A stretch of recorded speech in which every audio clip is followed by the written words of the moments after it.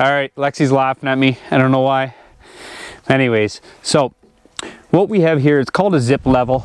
It tells us how level we are from a certain point. It helps out quite a bit for leveling these boxes up. You can use a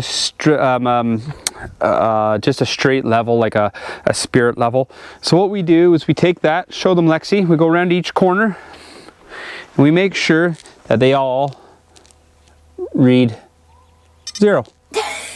So that planter bed is perfectly level. Now what we're going to do before we go too much farther is we're going to go ahead and put in our irrigation lines, and then we're going to start backfilling with the soil material.